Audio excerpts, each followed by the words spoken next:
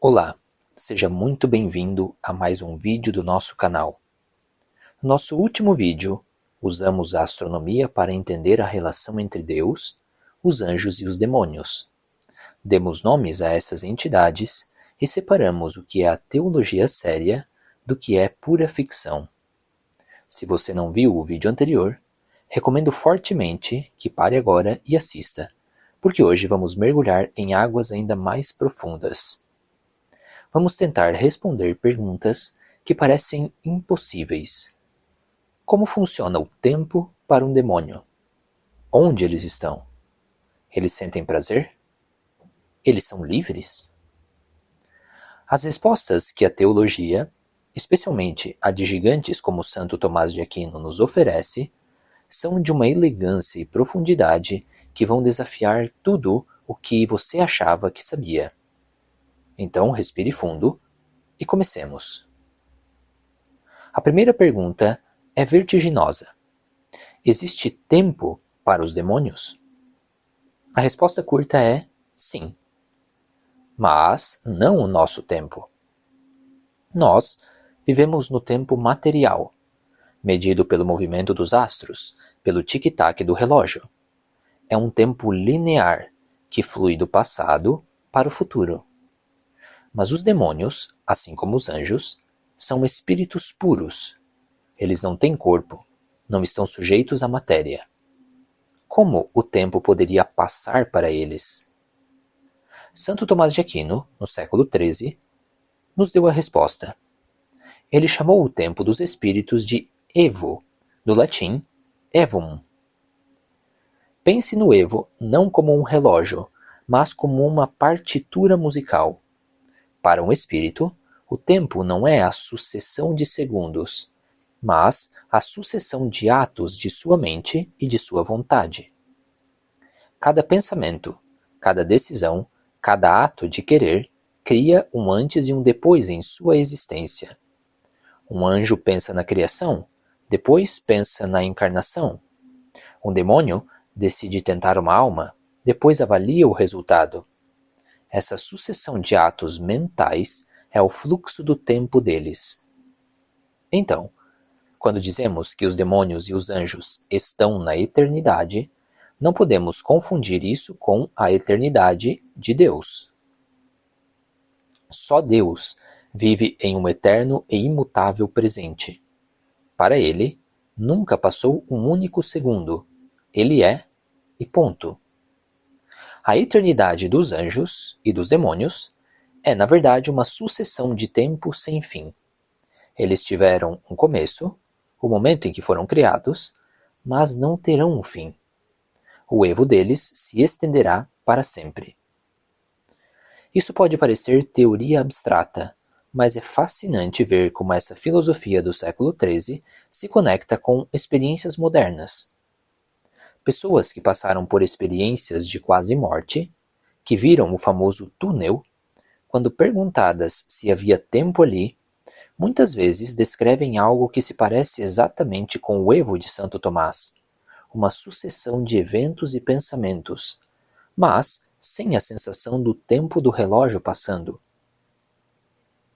A filosofia, às vezes, chega antes, onde a experiência só consegue vislumbrar.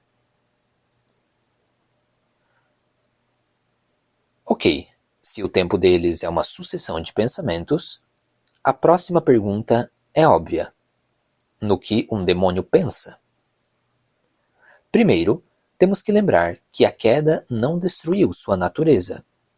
Um anjo caído ainda possui a inteligência poderosíssima de um anjo. Ele continua conhecendo, investigando o universo com sua mente, tanto o mundo material quanto o espiritual. Como um ser eminentemente intelectual, ele se interessa por questões conceituais, por filosofia, por teologia. Sim, um demônio sabe muito bem que a teologia é a mais elevada das ciências. Ele conhece a verdade, e isso é parte da sua tortura. Porque em tudo o que ele conhece, ele vê a marca, a glória, a ordem do Criador que ele odeia. Cada lei da física, cada harmonia da natureza, cada ato de bondade humana é como um espelho que reflete o olho de Deus, o rosto de Deus, o rosto que ele rejeitou. O conhecimento para ele é fonte de prazer, mas também de imenso sofrimento. Mas seria um erro imaginar o demônio como um ser que está 100% do tempo se contorcendo em agonia. Isso seria muito simplista. A separação de Deus produz um sofrimento de fundo, constante, como uma dor crônica na alma. Mas há momentos em que ele simplesmente pensa, analisa, planeja. E há momentos específicos em que a consciência de sua condição miserável, de sua perda, volta com força total. São picos de sofrimento, de remorso, mas não de arrependimento. O sofrimento dele não é uniforme, varia de intensidade. Mas é um erro pensar neles como máquinas de tormento em constante agonia. A realidade é muito mais complexa e, de certa forma, mais trágica. E se eles pensam, eles se comunicam. Mas como? Qual é a língua do inferno? Latim? Aramaico? A resposta é nenhuma delas. O idioma dos anjos e dos demônios é o pensamento puro. Nós humanos precisamos de palavras, de signos, de sons para traduzir nossos pensamentos e passá-los para outras pessoas. É uma mediação. Para eles, não há mediação. A comunicação é direta, telepática. Eles transmitem entre si o que os teólogos chamam de espécies inteligíveis. Pense nisso como um upload direto de um pensamento, de um raciocínio, de uma imagem ou até de um sentimento, da mente de um para a mente do outro. É uma comunicação instantânea e perfeita, sem a ambiguidade da linguagem humana. Eles podem ter diálogos, debates, podem planejar estratégias complexas, tudo através dessa transmissão direta do pensamento. E a geografia do inferno? Onde os demônios estão? Essa é uma das perguntas que mais causa confusão. Se o inferno existe, onde ele fica? No centro da Terra? Em outras dimensões? A resposta teológica é chocante em sua simplicidade. Eles não estão em lugar nenhum. Um espírito puro, por definição, não ocupa espaço. Eles não têm coordenadas geográficas. Eles não estão aqui ou ali. Então, o que significa quando dizemos que um demônio está em um lugar? Significa que ele está atuando naquele lugar. Um espírito está onde ele age. Se um demônio está tentando em uma pessoa em São Paulo, dizemos que ele está em São Paulo. Se ele está causando um fenômeno de poltergeist em uma cidade em Londres, dizemos que ele está naquela casa. Mas, na realidade, ele não está fisicamente contido ali. Sua presença é definida por sua ação sobre a matéria ou sobre outra alma. O inferno, o céu e o purgatório neste momento são estados da alma e não lugares físicos. Atenção, porque isso vai mudar. A Bíblia nos promete a ressurreição dos corpos. No fim dos tempos, tanto os salvos quanto os condenados terão seus corpos de volta. E um corpo, por natureza, ocupa espaço. Então, no futuro, o inferno e o céu se tornarão também lugares físicos. A Bíblia fala de um novo céu e uma nova terra. Os bem-aventurados, com seus corpos glorificados, habitarão essa terra restaurada. E os condenados? Onde estarão seus corpos? A teologia não nos dá uma resposta definitiva. Alguns especulam que seu lugar será no interior deste mundo, transformado, mas é apenas especulação. A próxima pergunta é: os demônios conseguem ver o futuro? Sim e não. Eles não veem o futuro como se estivessem assistindo a um filme.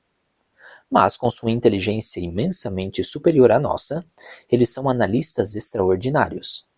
Eles conseguem ver as causas presentes e deduzir os efeitos futuros com uma precisão que nos pareceria mágica. Imagine um mestre de xadrez que consegue prever 20 jogadas à sua frente, enquanto você só vê a próxima. Agora multiplique essa capacidade por 1 milhão. Eles analisam fatores políticos, sociais, psicológicos e podem até conjeturar com alta probabilidade o que vai acontecer. Mas existe uma coisa que é uma caixa preta para eles, que é a liberdade humana. Eles não sabem o que você ou eu vamos decidir livremente no próximo instante. Eles podem sugerir, tentar, pressionar, mas a decisão final é um mistério para eles. Nossa liberdade é o grande fator de indeterminação em todas as suas previsões. E é a nossa maior arma contra eles. Hoje, nós viajamos pelo tempo, pela mente e pelo espaço dos demônios. Vimos que a realidade deles é governada por leis muito diferentes das nossas, mas que podem ser compreendidas pela razão iluminada pela fé. Mas ainda faltam as perguntas mais íntimas. Um demônio pode fazer um ato bom? Ele sente prazer? Ele é livre para escolher fazer mais ou menos mal? Quem são os piores dos demônios? Essas questões sobre a psicologia e a moralidade do mal serão o tema do nosso terceiro vídeo.